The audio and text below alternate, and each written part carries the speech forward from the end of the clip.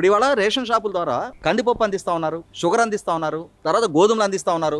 అవి black market అవ్వట్లేదు కదా, ఎందుకంటే అవి ఇళ్లలో వాడుకుంటా ఉన్నారు. ఇప్పుడు 100 రూపాయల పైన కందిపప్పు ఉంటే వాళ్ళకి 67 రూపాయలు ఒక రేటు ఫిక్స్ చేస్తే కళ్ళకద్దుకొని ఆ డబ్బు కట్టి తీసుకుంటున్నారు, ఎందుకంటే బయట మార్కెట్కి వెళ్తే ఇంకా అదనంగా పే చేయాలి కాబట్టి ప్రభుత్వం వాళ్ళు ఏది వాడుకుంటున్నారో దాన్ని గనక అందించడం మొదలు పెడితే ఖచ్చితంగా అది ప్రభుత్వానికి మైలేజ్ వస్తుంది. నేను చెప్తుంది ఏంటంటే కార్డుదారులకి సన్నబియ్యం ఇప్పుడు అధికంగా ఖరీదు అవుతుంది. వాళ్ళు ఇప్పుడు 10 రూపాయలకి ఈ బియ్యాన్ని అమ్మేసుకొని మిగిలిన 40 రూపాయలు 50 రూపాయలు ఖర్చు పెట్టి వాళ్ళ సొంత డబ్బులు పెట్టి మార్కెట్లో కొనుక్కుంటున్నారుగా. మీరు ఆ మార్కెట్లో ఇప్పుడు 60 రూపాయలే పడింది అనుకున్నాం, ఇప్పుడు 43 రూపాయలు దీని మీద ఆల్రెడీ సబ్సిడీ భరిస్తున్నారుగా. దానికి ఒక 20 రూపాయలు రేటు ఫిక్స్ చేయండి బాబు, మీరు ఇంట్లో వండుకునే బియ్యం ఇస్తాం ఇక నుంచి. మీరు బయట మార్కెట్లో 55 రూపాయలు పెట్టుకుంటున్నారు, మీకు 20 రూపాయలకి అందిస్తాం మేము.